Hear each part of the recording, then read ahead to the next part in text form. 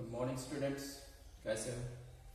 आज हम डिस्कस करने वाले हैं जो दूसरी लाइफ प्रोसेस है जो एक हर एक लिविंग ऑर्गेनिज्म के लिए जरूरी है, जिसका नाम है रेस्पिरेशन। तो जब हमने डाइजेशन इन ह्यूमन बींग्स पढ़ा था या जब हमने न्यूट्रिशन इन ह्यूमन बींग्स पढ़ा था, वहां पे जब एक इंसान के अंदर कंप्लीट डाइजेशन होती है, फिर वहां से हमें एक सिंपल सब्सटेंस मिला। जब कार्बोहाइड्रेट का ब्रेकडाउन हुआ तो उसके बाद वहां पे आपको एक सिंपल सब्सटेंस मिला जिसका नाम है ग्लूकोज। क्या नाम है? ग्लूकोज। तो फिर जब वो ग्लूकोज मिलता है वो हमारे सेल्स के अंदर चला जाता है। जो हमारी बॉडी के अंदर सेल्स होती है उन्हीं के अंदर वो ग्लूकोज चला जाता है, और साथ साथ में हमारे सेल्स के अंदर क्या जाता है? ऑक्सीजन भी जाता है। जो ग्लूकोज था वो हमारे सेल्स के अंदर चला जाता है थ्रू ब्लड, और थ्रू ब्लड ऑक्सीजन भी हमारे सेल्स के अंदर चला जाता है या हमारी बॉडी के सेल्स के अंदर चला जाता है। फिर इस ग्लूकोज का, जिस ग्लूकोज के अंदर कितने कार्बन एटम्स हैं? 6 कार्बन एटम्स हैं, क्योंकि ग्लूकोज की फॉर्मूला क्या है? C6H12O6। तो इसी ग्लूकोज का इस ऑक्सीजन की प्रेजेंस में ब्रेकडाउन होगा।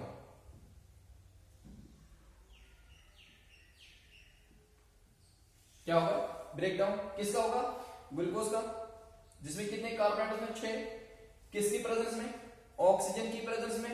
क्या निकलेगा? एक और कंपाउंड निकलेगा जिसका नाम है पायरुवेट।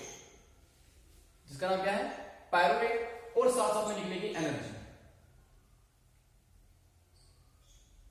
साथ साथ में क्या निकलेगी? एनर्जी। इस पायरुवेट के अंदर कितने कार्बन एटम्स हैं? इस पायरुवेट के अंदर 3 कार्बन एटम्स होते हैं। इसमें कितने थे? 6। और इसमें कितने थे? 3 कार्बन एटम्स। इसी प्रोसेस को बोलते हैं रेस्पिरेशन। तो क्या है? रेस्पिरेशन एक बायोलॉजिकल प्रोसेस होती है जिसमें ग्लूकोज का ब्रेकडाउन होता है इन प्रेजेंस ऑफ ऑक्सीजन। तो क्या निकलता है वहां से? एक तो पायरुवेट, दूसरा एनर्जी। और ये कहां पे होती है? अब ये क्वेश्चन आता है कि जो ग्लूकोज का ब्रेकडाउन होता है ऑक्सीजन की प्रेजेंस में और वहां पे पायरुवेट निकलता है और साथ में एनर्जी निकलती है, ये कहां पे होता है? सेल के अंदर। सेल के अंदर एक पार्ट होता है साइटोप्लाज्म। क्या होता है? साइटोप्लाज्म। तो साइटोप्लाज्म के अंदर ये प्रोसेस होती है। तो अगर हम देखेंगे इस प्रोसेस को क्या बोलते हैं? ग्लूकोज का ब्रेकडाउन होना ऑक्सीजन की प्रेजेंस में, और ये निकलता है और ये निकलता है। इस प्रोसेस को बोलते हैं ग्लाइकोलाइसिस। क्या बोलते हैं? ग्लाइकोलाइसिस। तो ग्लाइकोलाइसिस का मतलब क्या हुआ? ग्लूकोज का ब्रेकडाउन होना। कहां पे?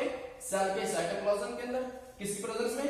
ऑक्सीजन की प्रेजेंस में। तो क्या निकलता है? पायरुवेट। और क्या निकलती है? एनर्जी। इस कंडीशन को, जब ग्लूकोज का ब्रेकडाउन होता है ऑक्सीजन की प्रेजेंस में, इस कंडीशन को बोलते हैं एरोबिक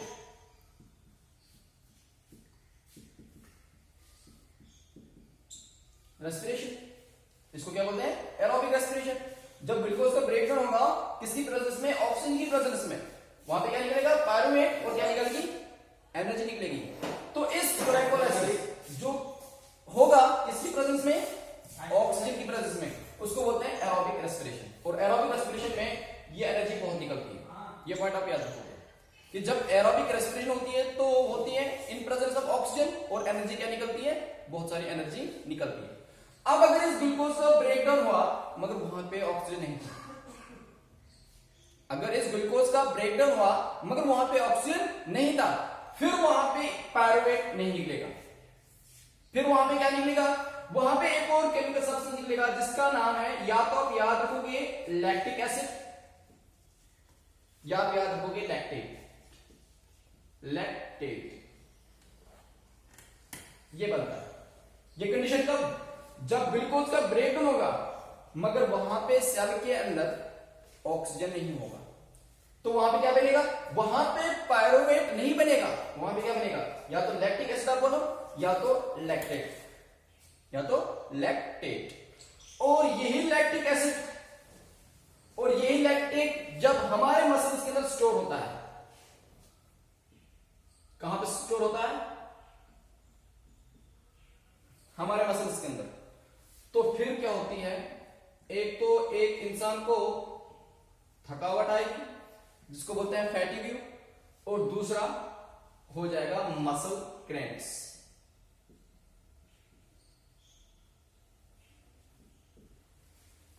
जब हमारे सेल्स के अंदर, मसल सेल्स के अंदर ऑक्सीजन नहीं होगा, वहां पे जब ग्लूकोज का ब्रेकडाउन होगा, वहां पे पायरुवेट नहीं मिलेगा, वहां पे क्या मिलेगा? या तो लैक्टिक एसिड या तो लैक्टेट।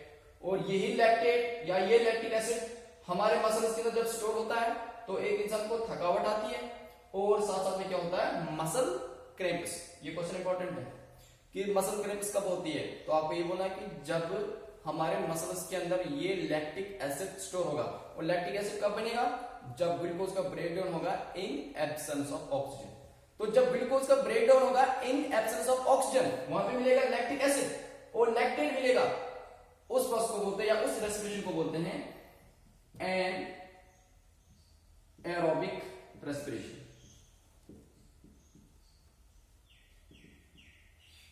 Aerobic respiration. तो रेस्पिरेशन कितने टाइप से? दो, एरोबिक एंड एरोबिक। एरोबिक का मतलब जब रेस्पिरेशन होगा इन प्रेजेंस ऑफ ऑक्सीजन और वहां पे मिलेगा ये पायरुवेट प्लस एनर्जी।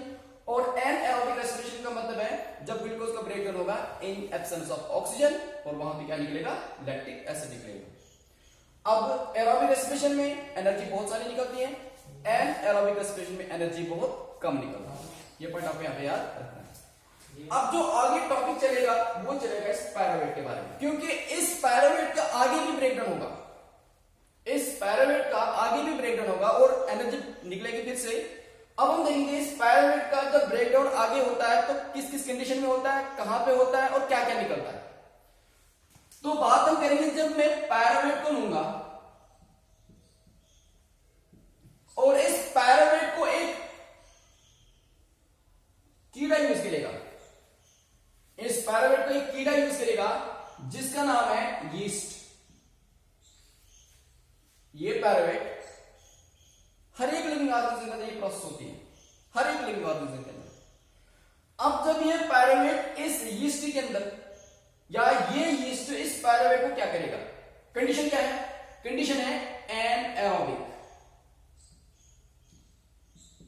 कंडीशन क्या है? एनएरोबिक। मतलब ये यीस्ट इस पायरुवेट का ब्रेकडाउन करेगा मगर वहां पे ऑक्सीजन नहीं होगा। तो जब ये यीस्ट इस पायरुवेट का ब्रेकडाउन करेगा इन एब्सेंस ऑफ ऑक्सीजन, वहां पे क्या निकलता है? एक तो निकलता है इथेनॉल और साथ साथ में निकलेगी एनर्जी। इसका मतलब शराब बनेगा। इथेनॉल का मतलब शराब बनेगा, क्योंकि शराब को केमिकली इथेनॉल बोलते हैं और सिंपली में बोलते हैं अल्कोहल। तो कब बनेगा अल्कोहल? जब शराब बनाते हैं, शराब बनाने के लिए इसी यीस्ट को यूज किया जाता है, क्योंकि यीस्ट क्या करेगा? जो पायरुवेट होगा उस पायरुवेट का ब्रेकडाउन करेगा मगर वहां पे ऑक्सीजन नहीं होना चाहिए, तो फिर क्या मिलेगा? एक तो इथेनॉल मिलेगा और साथ में क्या मिलेगी? एनर्जी। इस प्रोसेस को बोलते हैं फर्मेंटेशन। इस प्रोसेस को बोलते हैं फर्मेंटेशन। फर्मेंटेशन का मतलब वो प्रोसेस जिससे हम शराब बनाते हैं। तो किस कीड़े को यूज करते हैं? यीस्ट। कंडीशन क्या होनी चाहिए? ऑक्सीजन नहीं होना चाहिए। और फिर हम किसको यूज करेंगे वहां पे? पायरुवेट को। एक वेसल होती है, उस वेसल में हम जूस वूस डालते हैं, जो फ्रूट्स का जूस होता है उसका भी ब्रेकडाउन होता है, फिर वहां से पायरुवेट निकलता है। उस पायरुवेट को ये यीस्ट ब्रेकडाउन करता है किसकी एब्सेंस में? ऑक्सीजन की एब्सेंस में। तो क्या निकलता है वहां पे? Ethanol plus energy. इस प्रोसेस को क्या बोलते हैं? फर्मेंटेशन। अब जब ये पायरुवेट हमारे मसल्स के अंदर जाएगा, अब ये पायरुवेट किसके अंदर जाएगा? मसल्स के अंदर जाएगा, हमारे मसल्स के अंदर जाएगा। मगर हमारे मसल्स के अंदर भी ऑक्सीजन नहीं है, ऑक्सीजन नहीं है, ऑक्सीजन एब्सेंट है। जब पायरुवेट हमारे मसल्स के अंदर जाएगा एनर्जी निकालने के लिए, क्योंकि पायरुवेट से भी एनर्जी निकलती है, क्योंकि हमारे मसल्स जो काम होता है वो हमारे मसल्स से होता है। जो भी हम काम करते हैं वो मसल्स की वजह से है। मगर मसल्स तभी काम करेंगे जब मसल्स को एनर्जी निकलेगी या एनर्जी मिलेगी। वो कब मिलेगी? जब ये पायरुवेट ब्रेकडाउन होगा। मगर जब पायरुवेट ब्रेकडाउन होगा हमारे मसल्स के अंदर, मगर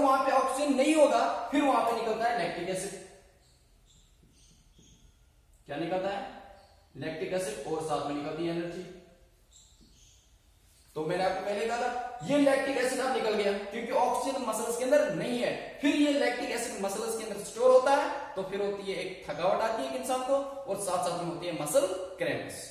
उसके बाद जब ये पायरुवेट जाएगा माइटोकॉन्ड्रिया के अंदर,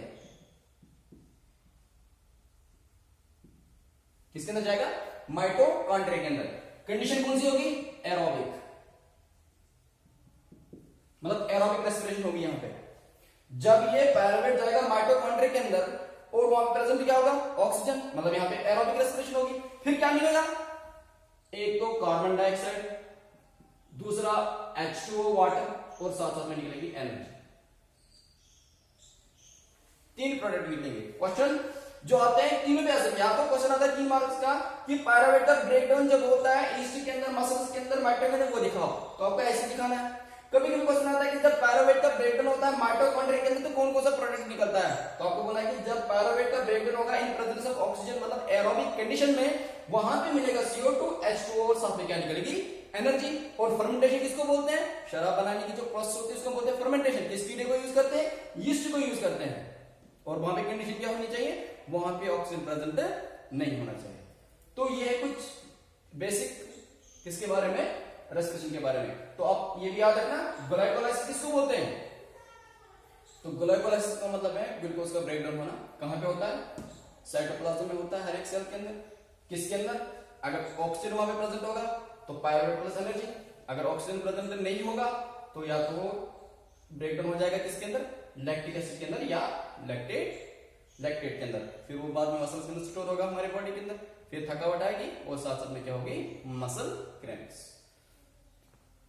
उसके बाद जब ये एनर्जी निकलती है माइटोकॉन्ड्रिया के अंदर, ये एनर्जी बाद में इस माइटोकॉन्ड्रिया के अंदर स्टोर होती है। जब पायरुवेट का ब्रेकडाउन होगा माइटोकॉन्ड्रिया के अंदर और बाद में वहां से जो एनर्जी निकलेगी वो एनर्जी बाद में माइटोकॉन्ड्रिया के अंदर स्टोर होती है। किसकी फॉर्म में? एटीपी की फॉर्म में। एटीपी की फुल फॉर्म है एडिनोसाइन ट्राइफॉस्फेट।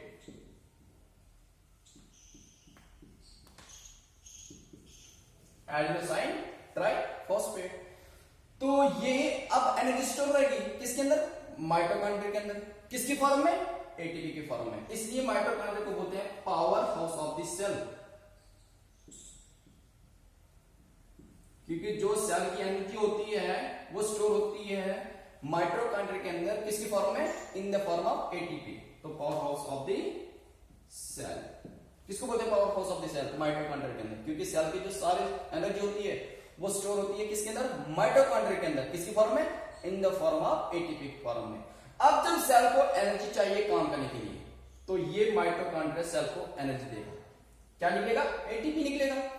तो जब सेल को काम करने के लिए एनर्जी चाहिए, माइटोकॉन्ड्रिया क्या छोड़ेगा? एटीपी मॉलिक्यूल छोड़ेगा, और इस एटीपी का ब्रेकडाउन होता है। इस एटीपी का ब्रेकडाउन होगा, इस एटीपी का ब्रेकडाउन होगा। क्या होगा? ब्रेकडाउन।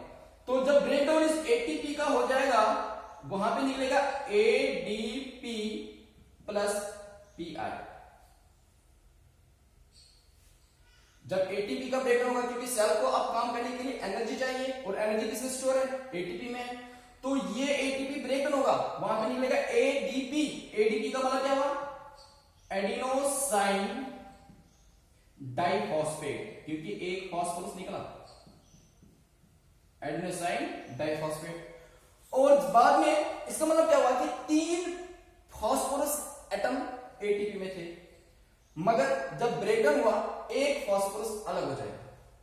ये फॉस्फोरस एक निकला ना, इसमें थे 3 ट्राइफॉस्फेट। अब यहां पे क्या है? डाइफॉस्फेट। इसका मतलब इस एटीपी में एक फॉस्फोरस निकला, तो मतलब वो फॉस्फोरस जो बाहर निकला वहां पे जो बॉन्ड था, क्योंकि फॉस्फोरस 3 फॉस्फोरस एटम्स के बीच में बॉन्ड था, मगर एक क्या निकल गया? बाहर निकल गया। इसका मतलब वो बॉन्ड टूट गया।